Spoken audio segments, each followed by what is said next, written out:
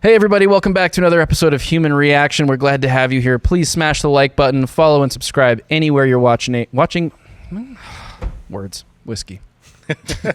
One sip. That's the cold open. It's him doing the words whiskey. Yeah, that's the cold open. Yeah.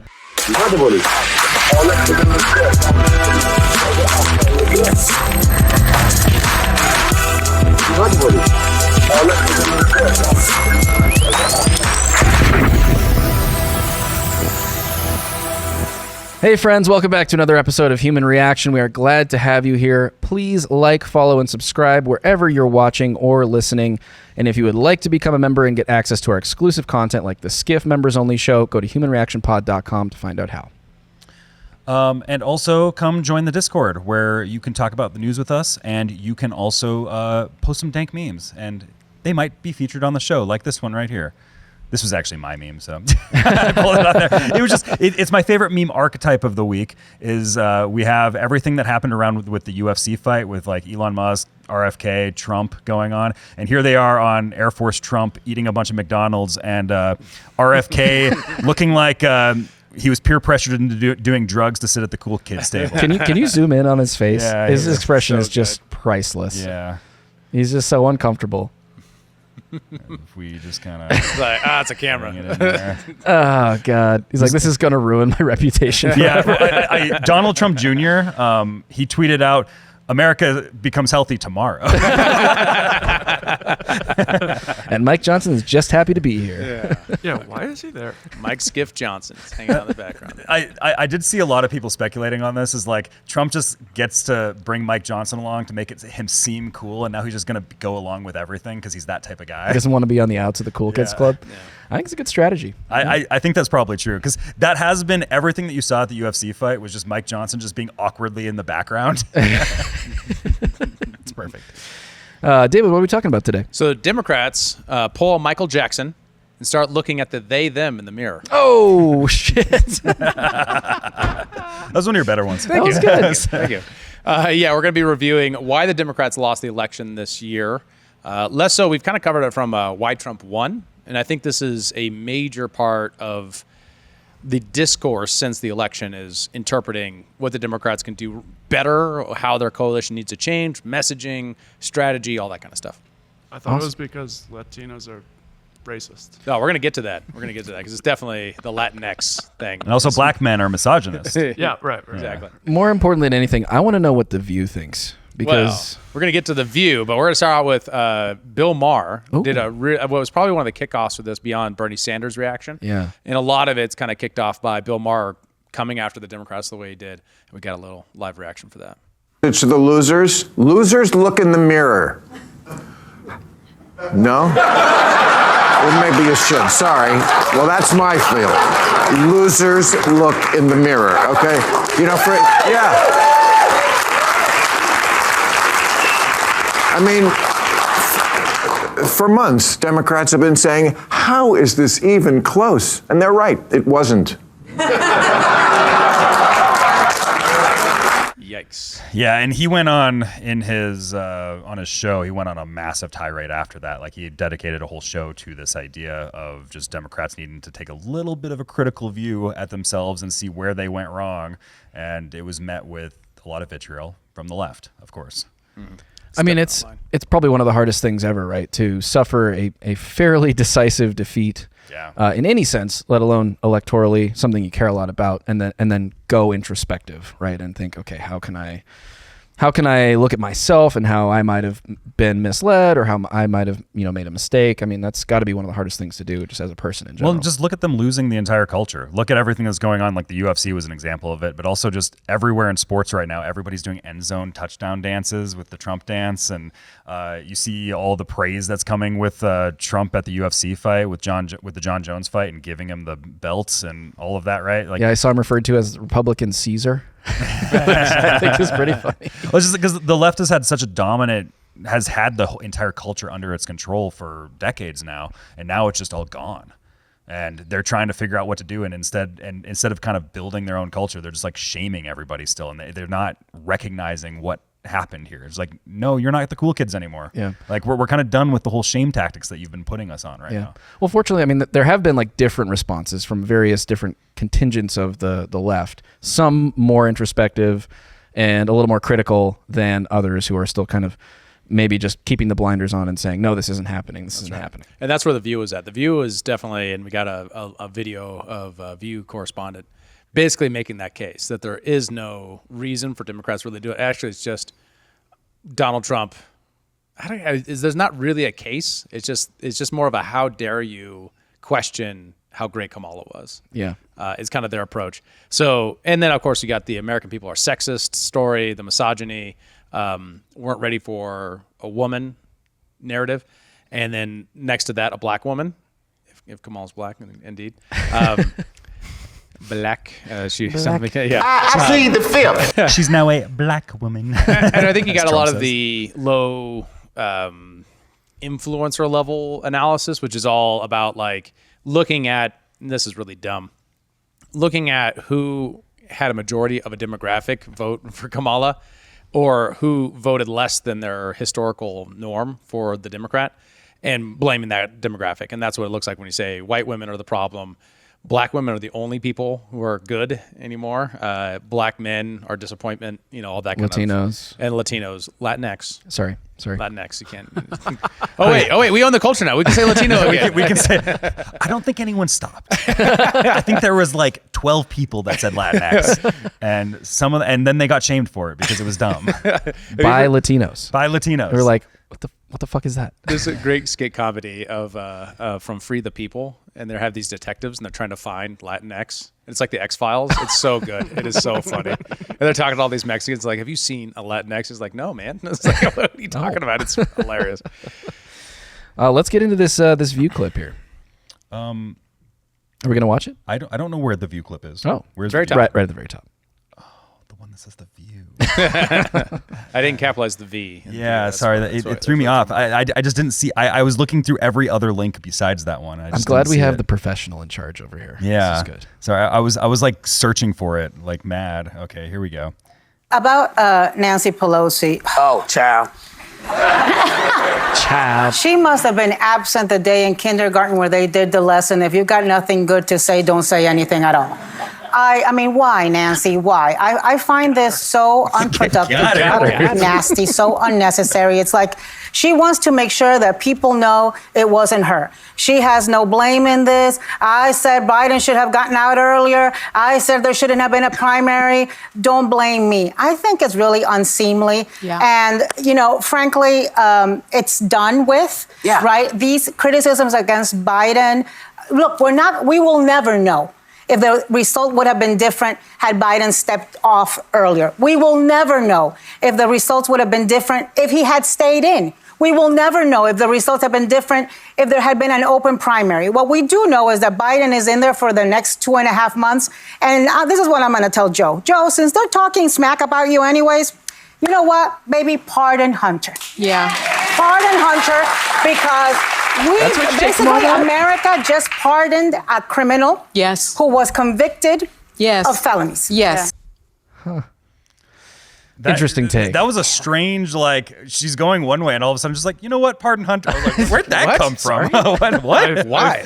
I kind of feel like it was like everyone's already mad at you, just embrace it. I feel like that was her point. Yeah, just look out for your family. Like, it's not like Julian Assange, you know what I mean? Like, we have a guy who's in trouble for influence peddling on behalf of at the time, the vice president, on behalf of foreign governments. No, he's in trouble for doing drugs and having a gun. That's right. That's what he got charged for. That's right. Exactly. Right. It wasn't the whole Burisma thing. Yeah. No. Oh, that wasn't even it. Well, I mean, the Chinese were actually the thing that actually got him. Yeah, no, but it's Chinese and Burisma are kind of like the two big things that are deserving of being looked at. But instead, they're like, you were under the influence with a gun. Yeah. Okay. That's what we're doing. Classic. Yep. Interesting take from The View. Always interesting to hear what they have to say. When she's referring to Nancy Pelosi, is that Nancy did this interview, and we're not going to review it because it's tedious. But basically, she makes the case that Biden shouldn't have run, right? So, and this is interesting. You got responses from like Anna Kasparian and other people who along with Nancy Pelosi are pointing out that Biden was probably underwater from the very beginning and never had a chance. And staff knew that, but they didn't want to give up their jobs. And polling was put in place to not suggest that from the beginning? Well, the public polling, of course, but the internal polling would suggest that he was too far down, that he was too old. People were too concerned about inflation. They had no response for inflation, of course. Like that's what we saw in the election cycle. And then when she pressured him out, although she doesn't admit to it in the interview, Seymour Hersh claims in his article about this that Chuck Schumer and Nancy Pelosi came to him and basically said, we're getting all the donors out. We're going to do all these things. If you don't pull out, we're going to use the 25th Amendment against you. Mm-hmm. And that was what caused Biden to drop out. Now, when that happened, the goal, according to Nancy, was they were going to have an open primary. Even though the DNC at the time had collaborated with the Biden campaign all throughout the early part of the year to shut down primaries to keep people from being able to actually compete against Biden, to keep RFK off tickets, to keep, I forget the other guy, Dean whatever, off the tickets. Dean Phillips. Yeah. Off of like Florida and various different tickets across the country. So what she says was the real... the reason why they didn't have a primary is because he didn't agree this with her, but then right after he pulled out, telling nobody, endorsed Kamala. Mm-hmm. So this is the thesis that you see going around the internet of that Biden actually was so pissed about getting pushed out that he actually helped Trump win by doing this. Yeah. And the other things like putting on the MAGA hat and all that kind of stuff. And Joe Biden wearing red on election day. Yeah. Yeah, exactly. Subtle nods to A lot of potential nods there that exist there. Yeah. That is my favorite conspiracy theory right now is that's the case. that Biden voted for Trump. Yeah. God. It's so small, but I just just feels so right. So, and then she also makes the case that Democrats didn't do it as bad as being covered, that they could have lost more in the Senate and the House if international trends against incumbents had applied to the U.S. And there's some evidence of this. Ezra Klein has done a pretty thorough job of reviewing that. And I think there's a case there when you compare it to other Western nations and how bad incumbents are seen in those areas across their parties. But I also think that really underestimates gerrymandering and just the nature of American politics and how resistant to change Americans typically are. We don't see the same kind of swings that other countries do generally anyways. So I'm not sure how much she can do that. She can really claim that. Yeah, that's pretty much that's the Nancy Pelosi thesis. Yeah. Yeah. So the question is, another one is the campaign was so short she couldn't establish herself, which is interesting. And there's this interesting New York Times article about it. About basically says it's got quote, how Kamala burned through $1.5 billion in 15 weeks. Wait, it was 1.5? I thought it was just 1 billion. No, according to the New York Times, I just pulled up the article right here. It's how Kamala Harris burned through $1.5 billion in 15 weeks. That's exactly what it is. Yeah. And then there's a quote from it. It's we had so much money, it was hard to get it out the door. Like physically, they had it on pallets. It just wouldn't fit through the door. That's where all that laundering money from Ukraine. It was a spree that averaged roughly $100 million per week. That is wild. That's how you create a useless Fortnite map. Help me, I'm poor. And an appearance from Beyonce where she doesn't perform, but you still pay her $10 million. Yeah. For 3 minutes. For 3 minutes. Wild. Holy cow. Most expensive prostitute in the world. I'm just gonna make that joke. I'm sorry. It's $494 million on producing and buying media, a category that includes both television and digital ads. The total sum through the election is said to be closer to $600 million. And it's funny because Trump, didn't he tweet out a thing saying that they had a bunch of money left over and they would just pay for the debts that the Democrats were in too? Yeah. You look at the He total truths it. spent. He's like, in an effort to collaborate and bring unity, we can cover the debts for you. Because and he tweeted out something along the lines of, because we had this many views and earned media, which was practically free. Or something yes, like that. yes, totally. And like their staffing expense was like 20% or 10% of what Kamala paid for staff, which is just nuts. There is an interesting thing, like the thesis there of the campaign was so short-lived that she couldn't establish herself out there. I think there is some truth to that, but also I just didn't feel like they were taking the opportunities to establish her out there. And a lot of the reports have been the internal staff conflict where they're like, oh, well, if she does that interview, like half the staff will be mad at her. So she's not doing those interviews too. Like Rogan was one of those examples for one of the reasons allegedly she didn't do it. And it's also just how poor of a candidate she was from the get. I mean, 1.5 months from her basically being endorsed by Biden, to her first interview, where she still had to bring along Governor Waltz to the interview. And we wonder why searches for has Biden dropped out, why those were peaking on election day. She didn't ever get out and do that. But initially that was thought to be a benefit to her. Well, and I think the campaign saw it both ways, right? And this is definitely how a campaign strategist thinks about it, right? The best place you can be in a campaign is where you can be as small of a target as you need to be with a maximal impact. So by doing this, in theory, you can claim all the victories of the incumbency, which there are none with this incumbency. Like, it's just hard to point to any, right? It's really hard to point to any real wins. He didn't take abortion away. That are compelling to regular people. Biden. Yeah, right. Yeah. I mean, he did like that's do all something. they had. Yeah, Yeah. right. He couldn't even do that, right? Everything's an attack on Trump, right? So, and that's often seen as campaign strategy 101, right? You want to attack the opponent with minimizing your attacks. Obviously, that didn't happen because they were able to pin all the Biden administration stuff on her while she couldn't actually articulate why she was different than Biden. Remember, she got asked, how are you different? How are you different on the, I think the I Daily wouldn't Show? change a thing. Yeah, or she's like, I'm physically not Joe Biden. Like, I'm kind of retarded. I'm also physically not Donald Trump. And like that was her whole entire line. Yeah. So that strategy would look tempting to a campaign staffer, but it doesn't make any sense to everyday people because they're like, but you're vice president. Now, everyone inside DC knows vice presidents don't do anything, right? They vote in the Senate once every blue moon. They wield no real power. They can be influential on a president. Case example of that is like Bush's vice president, Cheney, was very influential in the White House, but that was unique at the time. Very few vice presidents are that way. Joe Biden was picked by Obama simply because he was a white dude and non-threatening, right? And like not a person who could really undermine him in the White House, right?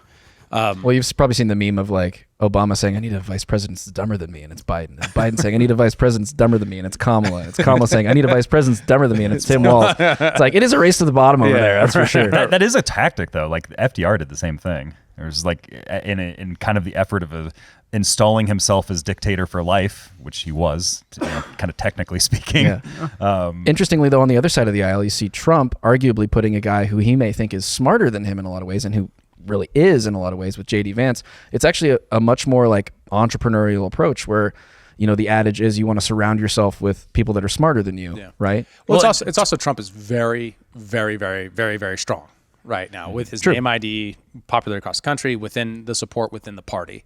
It's hard to imagine anyone, even if they're more talented than him, which J.D. Vance might be, really having an ability to undermine his support. Sure. Well, and Trump's also, he seems to be trying to empower the next generation too. Like, look how young his cabinet actually is, where the left's still kind of squabbling and doing these civil wars for their power games. It seems like Trump is like actually thinking about what happens beyond his presidency. Like, that's kind of what I'm getting signaled to me. I hope so. Right now. I hope so. So the other part of that was the leftists got their I told you so moment, which is it was too moderate of a campaign and they didn't focus enough on working class issues. And this really started the look in the mirror, which was Bernie Sanders issued a statement and then did a series of interviews. We have a YouTube interview on this one. Dive into it. Mm-hmm. I also pulled up the Bernie Sanders statement too, if you just want to show that. The statement from the quote is, quote, "It should come as no great surprise that a Democratic Party, which has abandoned working class people, would find that the working class has abandoned them." Great turn of phrase. Yeah. So, well, it's also, the Democratic leadership defends the status quo and the American people want change. Like, it's kind of a hope and change moment that's existing right now. And they're sitting there like, we'll change, but we're also the same and we're not really sure. And they couldn't message it. Like, we're not the Donald left Trump. at all. and because once again, like you want to be the change candidate, the candidate of joy and progress, right? Of getting rid of being unburdened or whatever. But you're also the incumbent, right? Right. And you've wielded power. And on top of that, I can see the Bernie Sanders people, especially in this, being very, very frustrated, right? Because you're sitting there, you've committed to this Democratic Party project. You think that's the avenue for getting what you want. There really isn't another one in American politics. So I think they're in a pretty similar situation to how libertarians felt under Bush, where you're constantly saying, yeah, I'm kind of part of this group, but I hate everything they do. Yeah. I mean, could you imagine? I mean, other than like, what do they have really? The Inflation Reduction Act, kind of? That's only if they're really on the green side of that. Which didn't do anything about inflation. Yeah. And they didn't even market it right because like they could have marketed it like a green energy thing because that's what it was. It was all green slush fund stuff. Yeah. And but they marketed it as inflation, and then nobody's really feeling the inflation reduction, even though the rate of inflation has gone down, but it's like the prices are still up. Yes. So they're just in this weird thing where all of their messaging is not working. Like it's bad. Yeah. It doesn't relate to what people are feeling. Well, and now you see Bernie Sanders coming out and saying, I'd love to work with Trump on this credit card interest rate cap situation that he's come out and said, which I know there are varying opinions on from an Austrian economic standpoint. We don't need to get too far into that, but it's interesting that Bernie's coming out now and crossing the aisle and saying, in some ways, symbolically, screw these people. I'm ready to work. AOC, the same story, right? I mean, we made a joke last week about her removing the pronouns from her bio, now calling her a congresswoman, that sort of thing.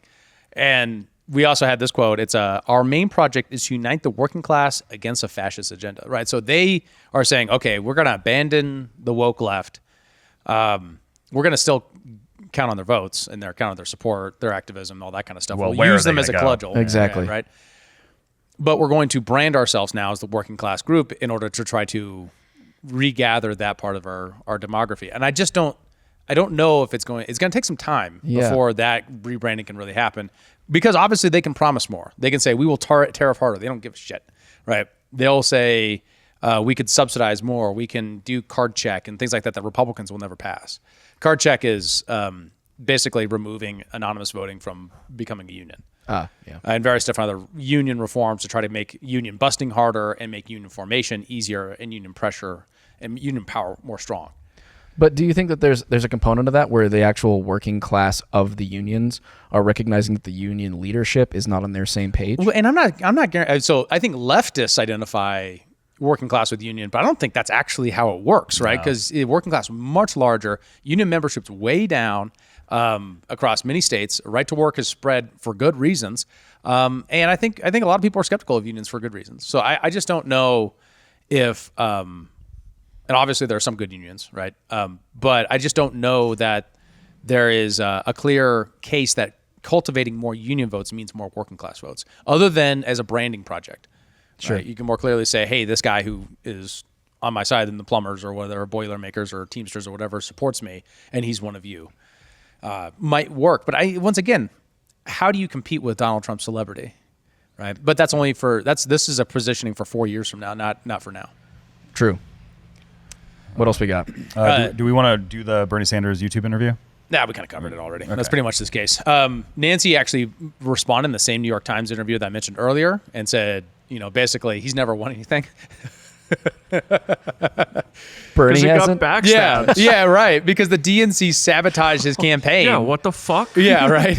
And then he said, I have great respect You're for full him, of but shit today. That's what she was trying to say to him. Well, that's another area where the blowback of all the shenanigans that happened around the Bernie Sanders campaign and kind of cheating him out of primaries in 2 elections was like that woke a lot of people up on the left that ended up eventually going towards Trump in sort of the working class flow dynamic. I mean, Bennett is kind of in that. That was one of your wake up moments. That was that and Rogan. It was those 2 things, right? Yeah, those are the things that kind of, I guess, was the chink in the armor. However you want to say it. All of a sudden, like the illusion shattered a little bit. Yes, Is that what it is? That's the better metaphor. And now he's just been downing red pills like nonstop. It's like every single time he comes in every week, he just like took another bottle of red pills. About to OD on red pills. So, I mean, especially if you're that person and you got that betrayed, I feel like that's probably how libertarians felt about the Ron Paul moment and how he got screwed over by Romney. So I can't blame them. That said, I don't see how they really get there all the way too, because Bernie has so given up the ghost. We have a link, and I do want to watch this one, Kyle.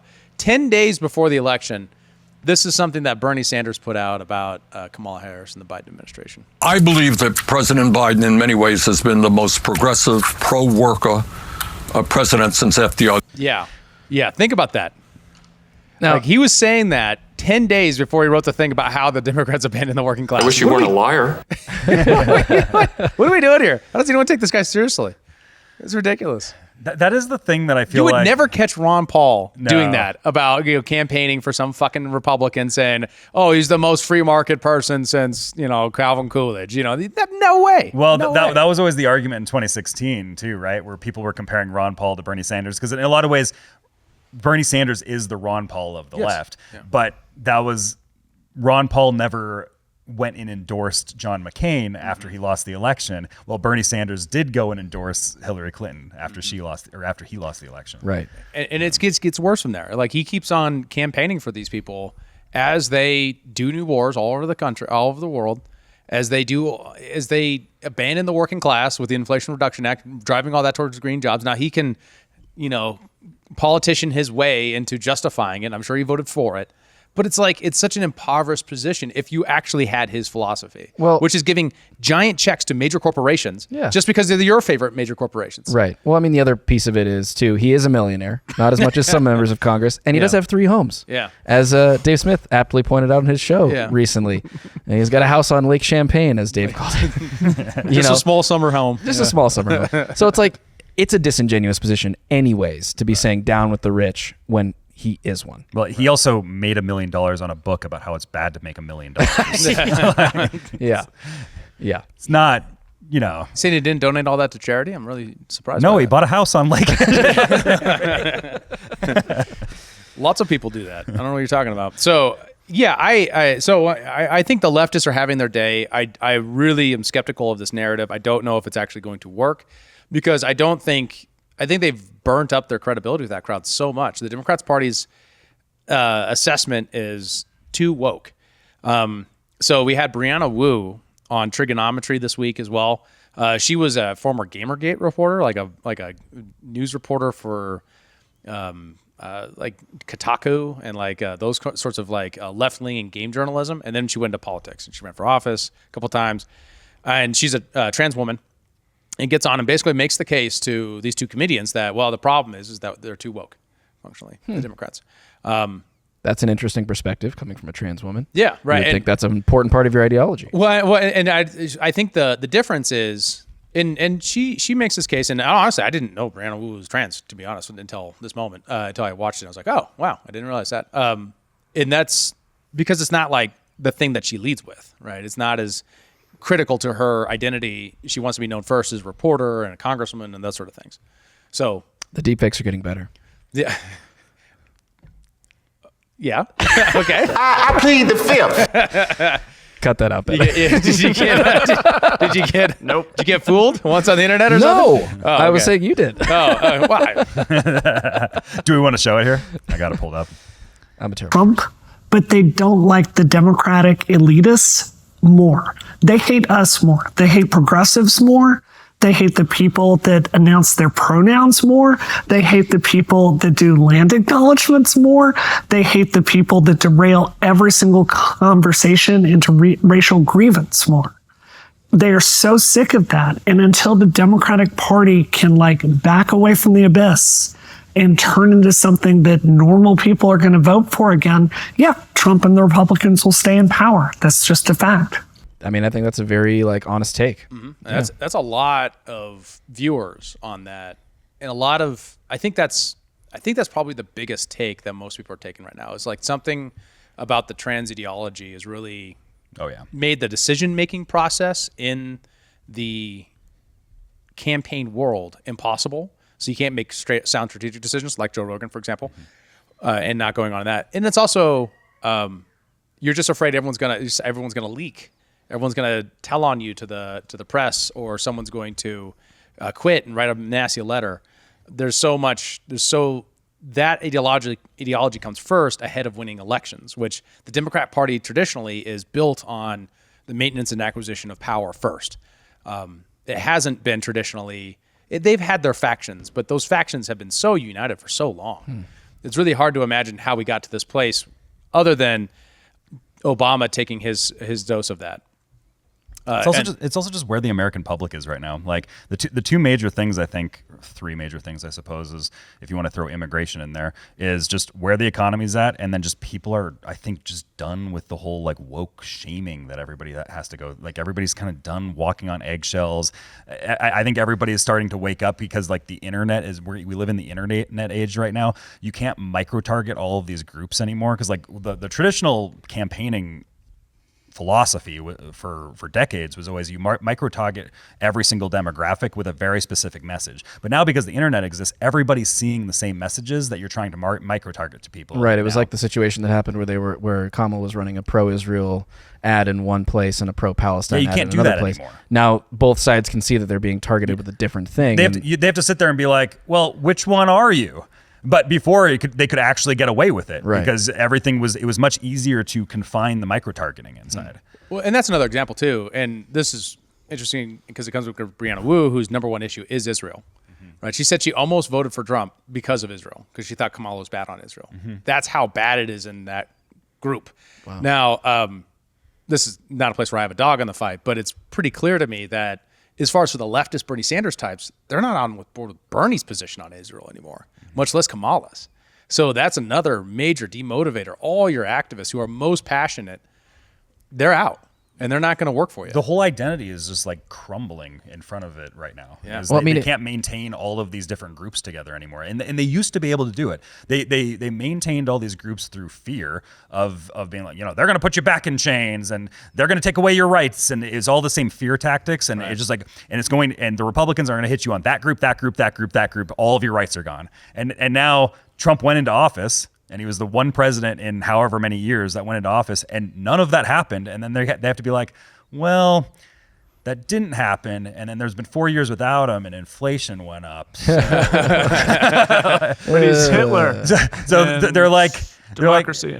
So they're like, maybe this whole maybe they're not going to just steal all the abortions away from us, and maybe we can get the economy going, and I can buy food again. That's kind of where they're sitting at right now. But how dare you prioritize buying cheaper eggs over the women and girls in your life, Kyle?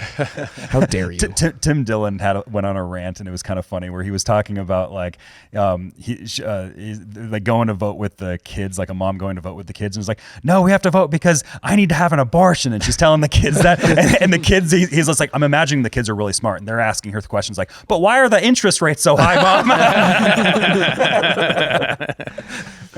So another part of that, and the pushback on this, and I do want to be fair here, is that Kamala didn't really run a leftist campaign, right? And we have this tweet from Secular Talk. Kyle Kalinske. Yeah. And I can't quite read it, Kyle. The screen's so it says now. Kamala didn't mention race, gender, trans people, pronouns, Latinx, cancel culture, political correctness. And she did mention patriotism, freedom, owning a gun, representing all Americans, cracking down on the border. Anybody who tells you she was too woke is just fucking lying to you and caving into far-right framing.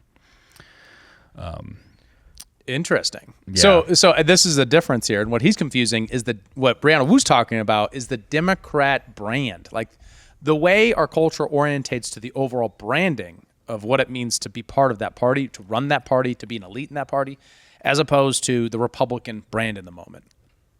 And honestly, the Republican brand runs on Trumpism right now for a lot of people who don't deserve it. A lot of people get cast with America first when that's not their foreign policy, for example. So it's like you have to conceptualize the political landscape as like the brands are these megaliths, these really big packages of ideas that people associate with and create values for that sometimes are applied to candidates, right? But the electorate doesn't always do that. And I think Kamala, because she's such a terrible public speaker, maybe not public speaker, interviewer, and because her campaign strategy was to try to get as many Republicans who are afraid of Trump to vote for her, ran a very conservative campaign. Oh, that's fair. And therefore never got to define herself away from Trump, and therefore actually ended up just looking like milquetoast Trump, right? Which is another criticism, right? That's something I will say with these types like Kyle Kalinske is this is just my reading of the situation is, so one thing that's happened is all of these big left-wing YouTubers that have like a lot of subscribers, a lot of followers on all their accounts and stuff, like they're very big in that space. They've seen an apocalypse of tens of thousands of subscribers leaving them after the election, just people checking out. But also Kyle Kalinske here, Secular Talk, he used to be seen as one of the sensible left-wing people. He would go on Joe Rogan, and he was one of the sensible lefty types. He was a Bernie bro, all this. And then eventually, at some point, he was kind of like being friendly with Republicans and like the conservatives and the libertarians. He was kind of being friendly with them because he agreed with them on foreign policy and all this stuff. And then there was a moment somewhere in there that happened a couple years ago where all of a sudden his viewership just dropped, and all of a sudden he just became a completely different person. And he went way more into the woke side. Interesting. Which so when I'm reading this tweet from him, I'm like, I'm seeing what's happening there. Right. Well, and there's that other angle too. Is people are, I think, differentiating some key issues that actually have prevented the left wing from being able to take much ground on making a compelling case for the wokeness. Right. In this sense, Brianna Wu's impression of Trump is that he's going to literally end adult transition rights, like ban it, like it's been banned in Texas or something like that. Which he's never said. Like his position has always been, and everyone around him for the most part, his positions have always just been, got to be 18. Yeah. That's all it is. Don't do it to the kids. Yeah. Stop transing the kids, which I think is another area. Even though it's a small amount of people that the transing the kids things actually happens to, it's become such a big cultural phenomenon where everybody's just like, wait, they're doing what to the kids now? Like it's one of these things where there's just like, there's this, then there's this, then there's this, and it's like, now you're doing what to they're transing the kids? Right. Really? Well, and that's where it touches on something that loses them, especially the working class people, right? Where they're saying, hey, wait, I'm okay if you want to have gay marriage and I'm okay with these things, but as soon as there's a drag queen story hour at my local library, now I'm like, wait a minute. Right. This is a different culture. I don't live in the city for a reason. Right. I think a lot of that is the underlying like social milieu and like the underlying cultural values that once you start messing with kids, a lot of regular family oriented people are going to be like, I'm not with you anymore. Yeah. And you're just going to lose. Those people aren't going to go out to vote when they normally would, or they'll vote for Trump, especially because they can differentiate between adults and children. They'll say, well, okay, it's one thing for it to be adults and nothing for it to be kids. Yeah. And I don't think I think the messaging from the Democrats to get the woke right and the woke left out, sorry, I did a James Lindsay there, was felt on deaf ears to the larger public, right? Because the only people who heard that as a danger was people like Brianna Wu, right? Yeah. Well, and one of the areas too is all these big, like formerly left-wing mega donors and like Democrat donors, people like say Bill Ackman, Chamath Palihapitiya, those people who now went and became big donors for Trump. They will actively say, like, they'll be on podcasts and they will say, back in 2016, I fell for the compassion narratives. Like, I fell for all the left wing kind of bullshit, and because I used to believe that the New York Times was credible, like that they'll all say that type of stuff. Like, I used to believe the Wall Street Journal, I used to believe the New York Times, and now I've realized you can't believe what they're saying, and that was one of the big things that caused them to flip sides. Also, just like looking at economics and things like that too, right? But a lot of those people, like, there's like, yeah, we should be compassionate about the trans issue. We should be compassionate about this or that. Or it's like, yeah, it does sound bad that Trump's going to do that. And then they just took like an ounce of digging into it a few years later, and they're like, oh, this is all bullshit. Yeah. It's all bullshit, right? Yeah. Well, I think that's a lot of people's first instinct is to be compassionate. I mean, some people are not going to err that way innately, but most people want to see themselves that way and be that way and treat their neighbors well until, like you said, that ideology starts to get impressed upon your kids, people that you care about, and it becomes more than you can possibly tolerate in a society where you want to let people do their own thing for the most part. Well, it's easier to be compassionate when it's happening over there. But then when it actually becomes close to home, they're just like, wait, you're doing what the fuck to my kids? Yeah. Right? Yeah. Or what happened at the parade that's now all over Twitter. Right. When I see it, I'm like, wow, that was done in public and everyone's cool with that. That's a bunch of gay dudes in thongs in front of kids dancing around in like every major city. It seems like multiple times a year, it feels like at this point. Well, Every June. And like the difference there is like America's a big place with a lot of different cultures, right? In San Francisco, that's been going on forever.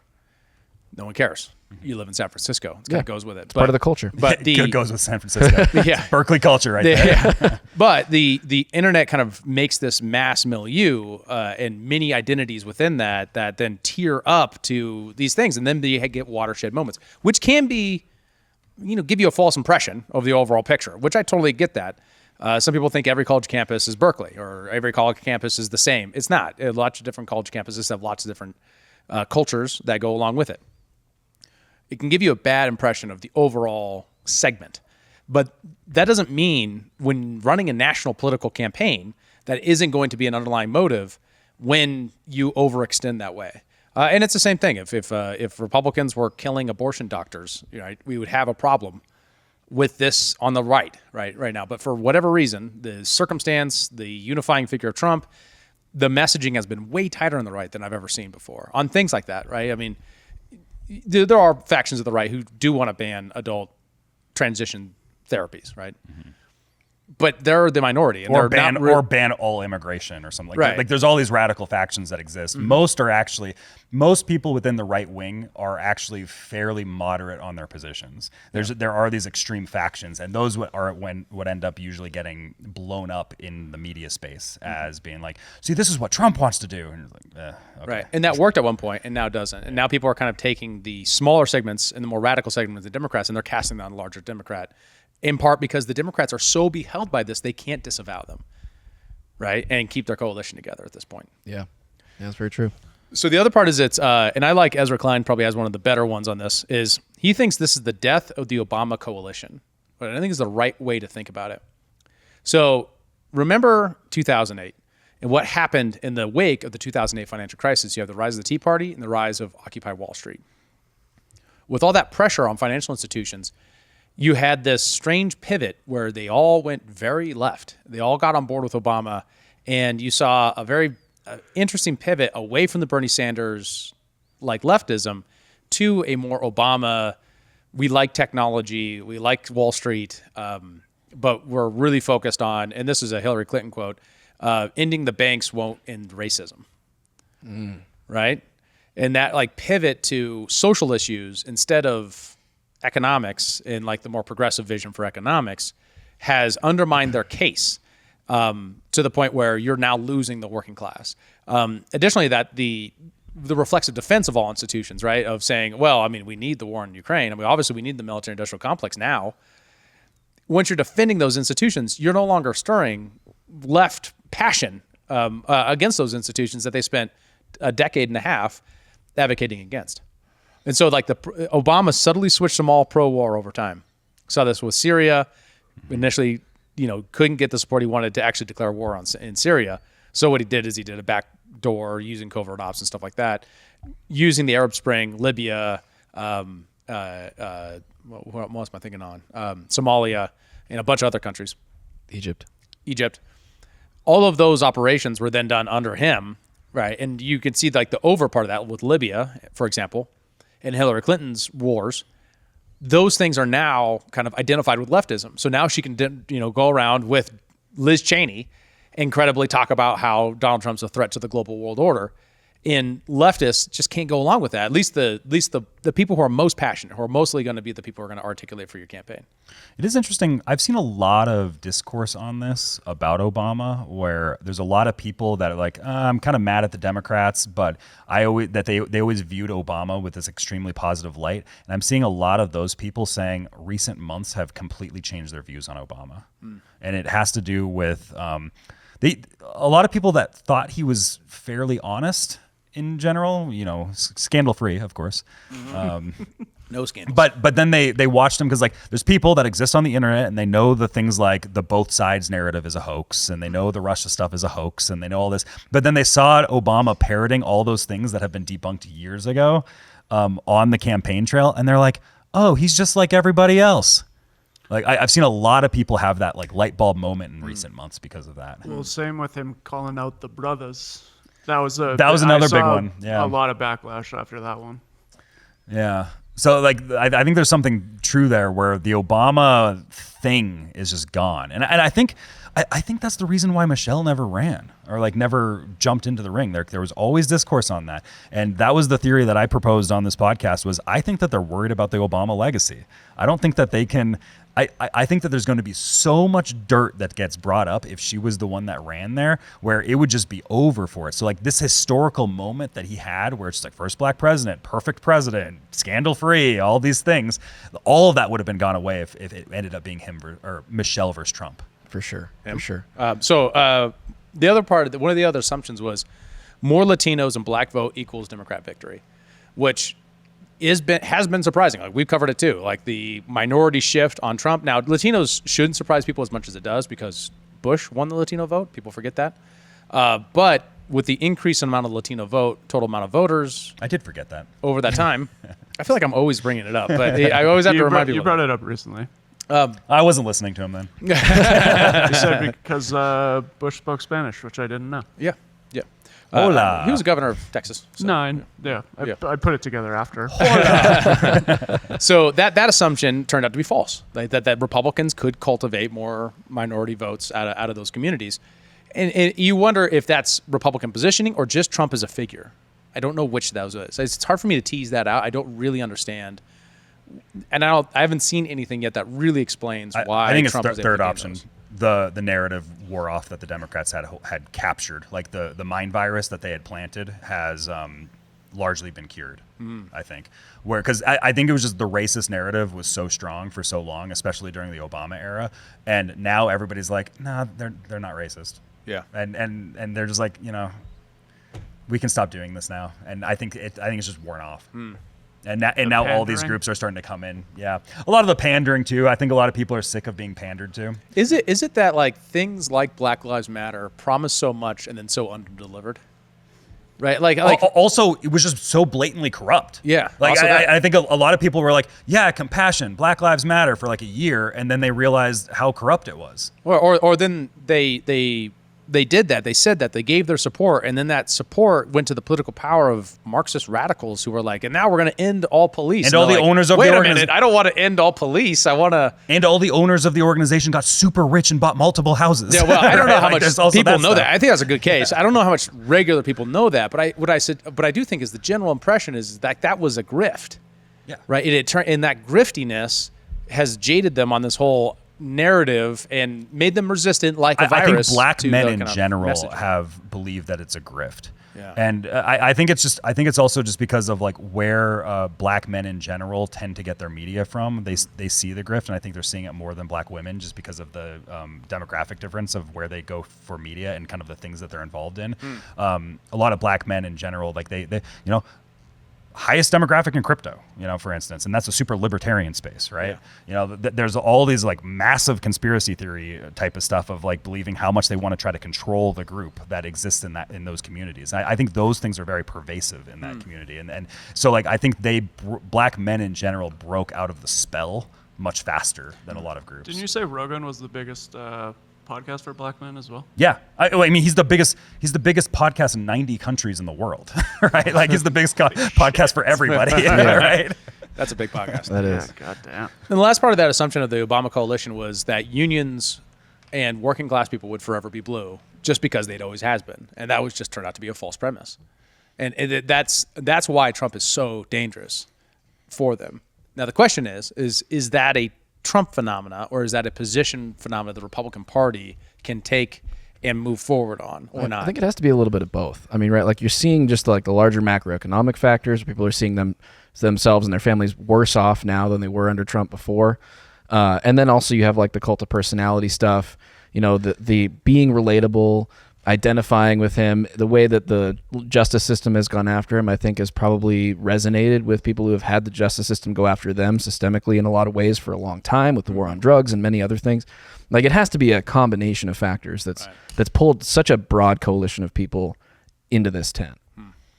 I've definitely heard that if felons could vote, that Trump would have the felon vote. I have to imagine. I've heard. He's one of us. And I've always wondered to what degree there was like a separation between the more liberal cultural stuff, the LGBTQ crowd, and the black vote, and because of online, because of podcasting, that's all seen in one picture now. And so then they're more at a conflict of like, well, can I really support these guys, given their reputation for advocating things that I'm so in disagreement with culturally? I don't know. Yeah, I think it's just a big thing is we had about a decade there of being cast under a spell, and whatever ritual voodoo magic they did for that has all worn off. Yeah, that's really as like it's just all the tactics that they had before, they don't work anymore. We have new technology of how we distribute information. It's all gone. Like I really think a lot of the media and the Democrats in general, they thought that the media apparatus they still had control over the narratives. And this really feels like it might have been the first election where they completely lost control of it. Totally. And a lot of it has to do with Twitter, Joe Rogan, all these comedians that have become kind of more right-wing coded that are generally supportive of Trump. Like their audience are going to be Trumpers, right? Yeah. Speaking of which, I mean, the other one of the arguments has been the left has lost media domination, and they're actually talking about this openly. Mm-hmm. The way they say it is, we need a Joe Rogan. You had one. Yeah, you could have had one. He was a Bernie bro. Yeah, you had the Joe Rogan. You had a Joe long time. Rogan. How did they lose Joe Rogan? It was trans issues. Women in sports. Horse dewormer. Men in sports. Yeah, sports. they demonized him for his COVID stance on COVID. Yeah. Yeah, that was the biggest one. Well, yeah, because now you have guys like the biggest comedians in the world, Joe Rogan and Tony Hinchcliffe, saying that they get their political news from Dave Smith. Yeah, That's crazy. That is crazy. That is really cool. Interesting network effects. So Mia from Morning Joe put out had a reaction in this thread on disinformation from podcasting. I believe it's Mika. No, it's Mia. Mika Brzezinski. Oh, Mika. Right. You're right. Mika. You're right. Yeah, the daughter of the war criminal. Yes. That Mika, yeah. Correct. Zbigniew Brzezinski. All right. Great yeah, name. here it is. A lot of the different aspects of what happened here, and I think a major part of it. And as we talk about the Democrats, I sometimes feel like we overtalk about that, and then it leaves out other reasons why this election was lost by the Democrats, and that would be disinformation. And Michael, you were writing about, why doesn't anyone talk about the real reason Trump won? And you're talking about right-wing media in part. Can you explain? Sure. And look, there were immediate reasons that had to do with inflation and economy and so forth. But what I was trying to draw readers' attention to with this column is a longer historical problem that I've watched develop over the last 30 years, which is the tremendous growth in size and influence of the right-wing media in this country. When we talk about the media, usually in shorthand, we say the media this, the media that, as if it's one thing. But actually in this country, we have two medias, and I think it's very important for people to understand this. There's mainstream media, which is, the networks and the New York Times and so forth, and then there's a right-wing media. And when we think of right-wing media, we all think first of Fox News, but it's much larger and vaster than that. There are other cable networks. There's talk radio, right-wing talk radio, which is everywhere across this country. There's right-wing Christian radio. Right-wing networks have bought up local television, local radio, some local newspapers, and then there's this whole world of social media and podcasters that is just absolutely vast. Yeah. Add it all up, it's tremendously influential, and it really does, more than the mainstream media these days, I think, Mika, set the terms of our political conversation.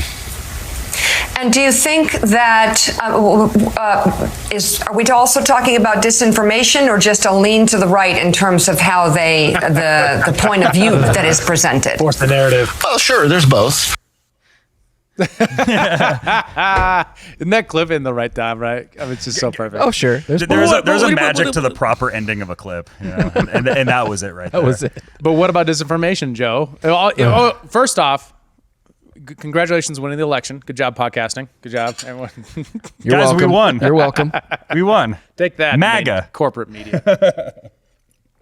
Yeah, I don't know, man. I think it's cope. Oh, hell yeah. Right, they just can't compete. Guys, have you heard about this podcasting? Yeah, it's sort of this emergent phenomenon that's happening. It's new. It's brand new. It's very new. But that's how it seems like. It's like they're looking at it and they're like, oh, these silly people in their basements with their microphone and their camera and their low budget productions. Like that's how they Yeah. They don't even have 20 people on staff. It's crazy. It's crazy. How did they get anything done? How could they possibly? They don't even have anyone write their scripts for them. How crazy is that?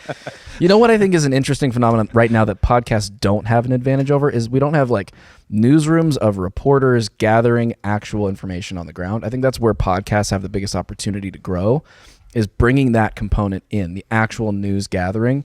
Because these guys, have fields of reporters. We're just responding to what they're saying. But how long is that narrative going to last? How long is that paradigm going to exist before podcasts can usurp the legacy press in that way? Also? Are you saying that we need to get our boy Ethan as a White House correspondent? I might be saying that. I mean, we do know the Trump administration has said they will welcome podcasters and alternative media personalities into the press room. So I think maybe we should try our hand, you guys. Human reaction White House correspondent? Ooh, Let's go. Interesting. We did send people during the live stream to go to in the field reporting. That's right. At the courthouse. That's right. I do. I think there's something to that. There's long been a gap. That gap precedes the moment, in the sense of shoe leather reporting has been on the decline for a very long time.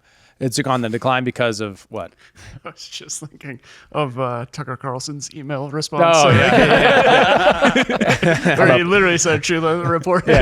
Now I only think of that. Oh, okay. It's a classic face of that start out to your media career where you're actually the person who goes to the wreck, talks to the police, talks to the coroner, who actually does on the ground reporting. Now that still happens. It happens on your local newspaper, but it doesn't really happen on scale as much as it used to in the newsroom. Most newsrooms now are dominated by internet researchers who don't do anything different than what we do. So that I think that's your impression of more shoe leather journalism happening is actually probably false. Oh, interesting. At least on the CNN level. It happens at your Daily Chronicle level or your Daily Gazette level, but doesn't happen at that level. So they're just reading some newswire from the AP or whatever, and just publishing it. Or they're getting emails from the CIA saying, cover this. Yeah, just like us. Bennett, can you get us an email listserv from the CIA? Would that be? At least 50% of our talking points are fed from the CIA through Bennett. On this podcast. CIA's getting based lately. But I mean, we're controlled opposition. Obviously. We're a limited hangout. Yeah. But the interesting thing is, I think what you're right about is their comparative advantage there, and that's where like people like Tim Pool got their chops. Like he started out doing on the ground reporting at Occupy Wall Street. No, and actually, Egypt. He was in Egypt during the uprising. Yeah, during the Arab Spring. Yeah. So things like that are still where you can gain. There's an incentive structure there for podcasting. I think the biggest thing is just like that gap of going from there to commentary, where you can really publicize and get the word out about new stories from the ground straight up to podcasting, bypassing the corporate press. Can I ask you guys a question? Because we've brought up the Arab Spring a couple of times, this is going to go off topic. Sorry, Bennett. What did you guys think of that in the moment? Did it feel authentic to you? Like, what was your impression of it as you were kind of ingesting that movement as it happened? It's hard to say for me because I was still in high school when it was happening, I believe. He's just a boy. Yeah, a lot of like the Libya, the Egypt, that stuff was happening when I was still. It was like in the early days of my political formation. Like I really started to like notice politics was a thing that existed in the world during the John McCain Obama administration. I was like in 8th grade when that happened. And then I became more interested in politics while I was in high school. So like it's at the time, I think I was just buying whatever like Fox News was saying on it. Yeah, I was reading a book. It's called Revolt of the Public, which is very much informative of the way to think about how social media networks have changed politics. Interesting book. But unlike the Mike Benz thesis, right, because this was written prior to knowledge of CISA, was, I took it as an interpretation of the network effects of social media, that it was organic, bottom up. And there's still a sense in which that's still true. It's just that the Diplomacy 2.0 State Department effort at the time was to capture that bottom up momentum and then professionalize it, focus it, amplify it, make it more of a thing on behalf of the State Department. So it is both true and untrue at the same time, as is typical of covert ops. Right? Sure. Because I think I'm in that camp. I mean, I certainly, as it was happening, I was like following it every day on Twitter. I was following Egyptian journalists and people on the ground at the protests and just riveted to this story as it happened, feeling that it was very authentic. And then to kind of come full circle at this point and to know more about these sort of operations that go on covertly to manipulate our information and our perception of events that are happening around the world. Like, I've come to see it as like, oh, that was an op. But at the time, I was like totally bought in. Dude, I assumed it was real until Mike Benz's reporting on it, right? Until we really discovered the breadth of U.S. State Department efforts to use social media as a tool of statecraft. Yeah, and that changed everything to me. I mean, and honestly, I've been on a journey in the last 2-3 years on that question of, okay, so how far does this rabbit hole goes in terms of use of covert ops to manipulate the American public and international, because I always assumed it was there, but you kind of put it in the picture of like James Bond stuff. Yeah. Right. And you hear about the torture chambers, you hear about those sorts of things, but then you don't really contextualize it as, wow, those people are willing to do that. They're willing to go way further. And then now we have so much evidence built up in the use of these tools, it's hard to see anything as organic. Yeah. That's also probably an error, because there still is bottom-up organic things that happen. Yeah. For all kinds of reasons. I took a lot of red pills when I was like 19 or so, and I got pretty based on that and always kind of instinctually believed it was there.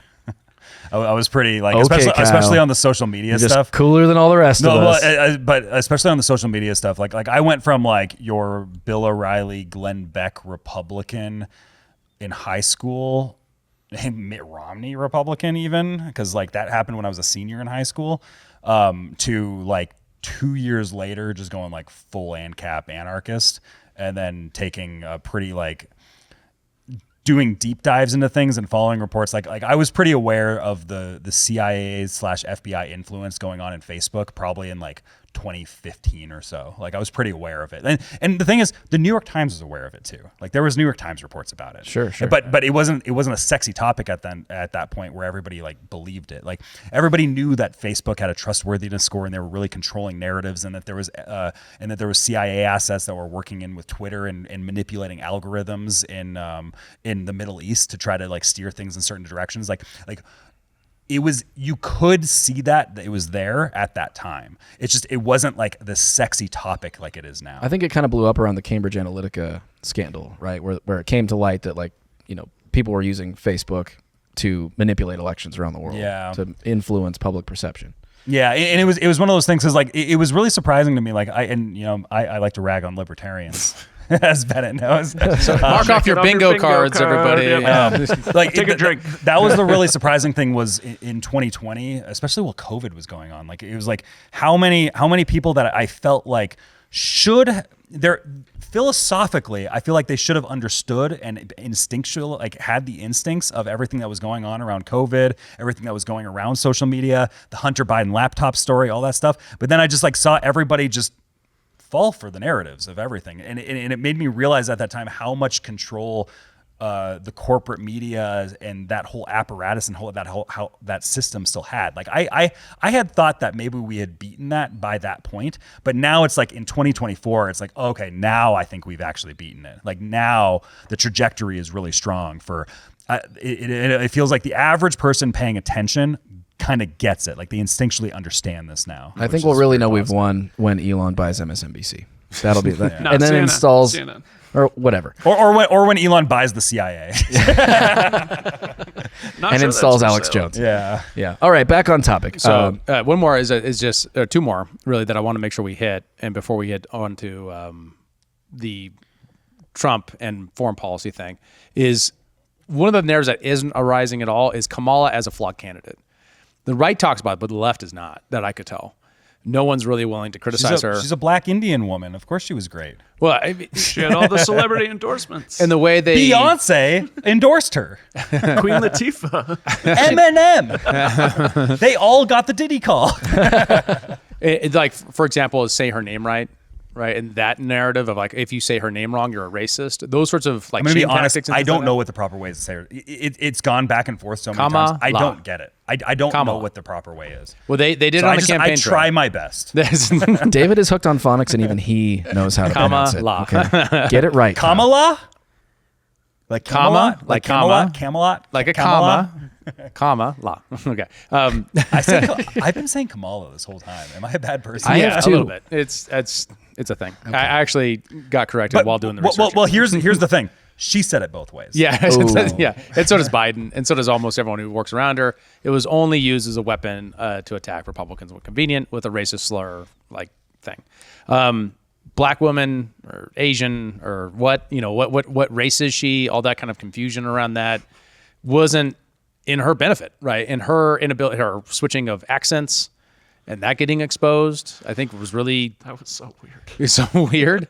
It's funny that Hillary does that too. Well, everyone does. AOC does it. Everyone does it.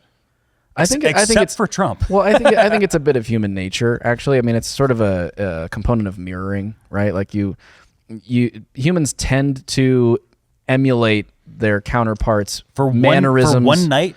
Well, in a year. it might have been. It might have been a little believe more manufactured in her case. Like it might have been a tactical thing. But like humans do tend to do this. Like if you're leaning back in your chair and we're having a conversation, I will tend to lean back in my chair also to make you feel comfortable, so that we build rapport. That is like a natural human. But it's weird when instinct. it's a speaking engagement. yeah. It's different for a conversation versus giving. If a you're speech. giving a scripted speech, Yeah. I would assume that you would probably give the speech in the way that you rehearsed it over that week's I would time agree. period. I would agree. Yeah, especially with Kamala. I wonder if the speech had the instruction, speak in accent. Speak it. Make sure to enunciate these letters for this group of people. They like that. a union member. I think another one of the narratives of the campaign. Remember, of you're joy. in the South. I think one of the other narratives is the campaign of joy narrative and how short-lived that was, as a way to inoculate against her cackling. And they were so miserable. Right. Like that's the thing is like they're like we're bringing joy, and then they were so miserable to everybody. So was that Kamala's like weird moment where like they did the focus group and they're like, she's just like she seems really stern, or is this a way for us to like differentiate her from Trump in the way that like Trump is very stern? Wrong direction. It was that her laugh and her unseriousness as a VP candidate was so transparent that in order to fight that, they leaned into that because they knew they couldn't change that part of her personality. And so they were like, the laugh is, and the cackling is just, it's her joyness. I think that's fair. It's interesting to me how juxtaposed it is with all of the narratives you get out of the rumors around her campaign staff saying she was like a total like terror to work for. Yeah. And she was always really mean and like yelling at everyone. Like it's just that's an interesting component to me as well. But I think you're she's like one of the highest turnover rates ever. Yeah. Of staff. And it's interesting because if that's her public persona, is this like thing? I love Venn diagrams. Anytime she's off script or anytime she's, when she's campaigning, she has this inability to articulate her thoughts in a clear way.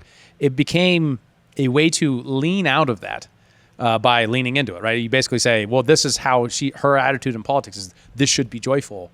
And so that's the attitude she wants to bring to it. And it was so shallow and stupid, it didn't last Well, it's also, a month, it's also 2 we're months? bringing the joy, but you're also the ones like shaming everybody for being happy ever, and it looks like everybody else on the other side is just having so much fun right now. Like that's another element. I was like, the right was just having a good time. The memes were fun. They were calling Puerto Ricans trash. I was it was say, great. MSG was the perfect example of that. True. Yeah. True. Yeah. The Everybody's doing the Garden. Trump dance. Like everything's like memed out and it's fun. Like it's just like everybody's singing the YMCA. It was great. And Trump himself in interviews would tell jokes knowing that they would probably get taken out of context. Yeah. And then used against him, like the dictator on day one thing. Like this is obviously a joke. It's obviously not serious. Right. Yeah, JD Vance seemed like a cool person to kind of be like spit ideas around with. Mm-hmm. You had people like Vivek and Elon. Like Elon is just a meme lord on Twitter. Like he's the top 20 Diablo player in the world. Like it's crazy. Right? And so in one of the last parts of the narrative Democrats losing is, why did Democrats lose that aren't being discussed? And I do think I have one that I think is more interesting because it's critical of both sides a little bit better. I think there's a deep irony to Trump winning this election because of inflation. Because inflation exists now the way it does because of the fallout of the COVID response that was inevitable because of his signing of the various stimulus bills to bail out as lockdowns were going on. Now, his argument is that this is a necessary thing because governors were locking down, but governors could only lock down because of the state of emergency that he declared. Therefore, these are, and he didn't push to end lockdowns, really, right? I mean, he didn't have to. He saw that as a 10th Amendment at play. I could see that argument. But at the end of the day, the inflation happened because we went parabolic on M2 money supply in 2020, where it goes vertical. And we are just paying the consequence of that. Therefore, So is there an irony to the expectation that Trump can fix inflation? Well, I mean, if only because inflation will decrease as the economy processes through the production possibility frontier of the increased money supply. So you have the available amount of production that the economy can give at any given time. This is the basics of the Hayekian triangle. What in inflation the money supply does is it signals that there's more resources to expand production, but then that doesn't actually exist. It's a false signal. So then you get the problem of increasing prices to keep up with that false signal. Does that make sense? Yes. So when that happens, eventually when production catches up, you'll see a leveling off of prices. Additionally, that Fed interest rates increasing obviously slowed that down a little bit. Fed interest rates are probably not going to go up. I wouldn't guess. Obviously not financial advice, but they're probably going to go down. And Trump's efforts is really a gamble on can he grow the economy due to a cut in regulations and either maintaining or doubling down on tax reform with a decrease in spending of government to increase per capita GDP again because of increased economic growth to outgrow that curve of the inflation problem. Yeah. Will he cut spending is the big question at the end of the day. And everything, there's signals for that, but it's going to require pressure. It's going to require a tremendous amount of pushback when the sky is falling, pushback to spending cuts happen. There's one area, and this is kind of a question to pose to you, and we can maybe close on this question, is it feels to me, and this is a result of the internet age right now, that the reason why the left is actually beginning to lose is because they're appealing to the low information voter, but I feel like the average public is becoming more high information when it comes to politics because of the internet age. And the left has had a monopoly on the low information voter for so long, but people are becoming more engaged and more aware of everything right now because of the internet, right? Yeah, I would agree with that. I mean, I think what we're going through right now with the amount of attention everyone is paying to the cabinet appointments, like more than I've ever experienced. Granted, my adult political life is limited in comparison it's to never some, been this important, it seemed like. But it does feel like a tremendous change. Like it's far more than it ever has been. Well, and I also want to add, because like we noticed this change of one of the biggest discrepancies. It's not the male versus female vote. It's the educated versus the uneducated. But when it comes to political education, it seems like the uneducated, the non-college voter, seems to be more educated when it comes to politics. And I think a lot of it is because like the middle-class worker, they're listening to podcasts. The average truck driver is listening to podcasts, right? Fair point. Like the average, all of the educated people, they're like, oh, I listen to NPR and the New York Times, right? On my way to work where I sit at a desk but and they're I being do fed focus the work. thing. And but they're also being fed the narrative where a lot of people are like having very diverse views of the political landscape because of podcasting and YouTube videos and this whole thing right now. And I think that's one of the areas that is almost under talked about is like the people that are not college educated are self-educating themselves in the matters of the world that I think are the most important to them, and politics is one of those areas right now, right? And that's right. Yeah. And my play out in the whole Inflation Reduction Act being the new Green Deal is you promised inflation reduction and you gave us corporate bailouts. Scammy green slush funds. Yeah. Yeah. And if the average person says, I really cared about inflation, and then you didn't do anything about it, that'll kill you. And they can just go on Twitter and they see like all these people that they trust are talking about. It was like, oh, this thing that they said was this thing is not actually this thing. How many other of those things are like that? The same way the Patriot Act is now understood as not being about national security. Patriotism. Right. It's about brand. Like anybody could be a terrorist among us. Exactly. Totally. All right. Well, I think that's a great place to wrap it up. We'd love to know what you guys think. What do you think the largest reason is that the Democrats failed to win this election? We'd love to know. Let us know in the comments. Come talk to us on our Discord. And if you'd like to get access to our exclusive content, the Skiff, our members-only show, humanreactionpod.com. Thanks for watching. Hit the like button, follow us, and subscribe wherever you check this out. I'm Joe Sheehan for David Rand, Kyle Mack, and Bennett on the buttons. This is Human Reaction. We'll see you next time. Thanks for tuning in to Human Reaction. Please be sure to like, follow, subscribe, and give us a review on your podcast platform of choice. And if you want to become a member and support the show financially, check out humanreactionpod.com. And remember, if liberals are so fucking smart, how come they lose so goddamn always?